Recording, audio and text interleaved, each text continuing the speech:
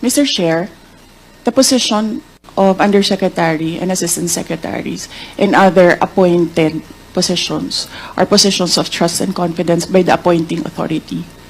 The resignation letters of the USEX and the ASEX of DepEd were accepted by the appointing authority. And who is that? Mr. Chair? The President of the Republic of the Philippines. Yes. It is not the Secretary of the Department of Education. So you ask the President of the Republic of the Philippines why he accepted the resignation of the USEX and the ASEX.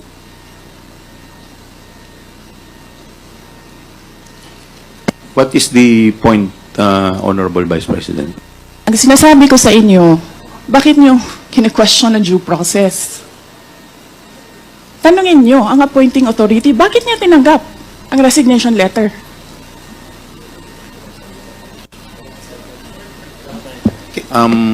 Madam Vice President, Yes, sir. we will, wala pa po tayo dun sa usapin na yun. Sa anong usapin, Later sir? later po sa binabanggit po ninyo. Sa anong Wala usap- pa po tayo sa period of interpellation.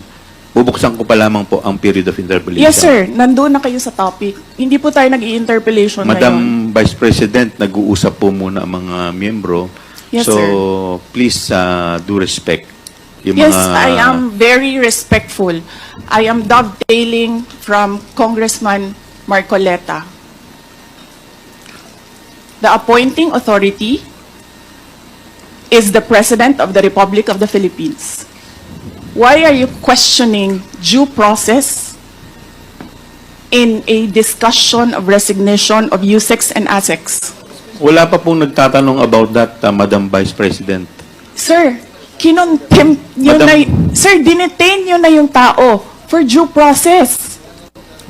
Madam Vice President, Sir, nasa loob ng detention ang tao because you questioned due process. Asaan ang explanation ng due process ninyo doon? Nasaan? Madam Vice Tinanong President, kita kanina. I'm sorry, sir. Tinanong kita kanina, sino ang appointing authority? USEC ng ASEC. Anong sagot mo? Secretary. Hindi mo pa po- alam. Hindi pa po ako nagsumasagot. Hindi mo. Nakita kita, sumagot. Camera. Kita sumagot. Sinabi mo, Chairman, Secretary. motion to Hindi suspend nyo alam for 5 lahat minutes. One na minute, ang nag-a-appoint one ay minute President. suspension is declared by the chair.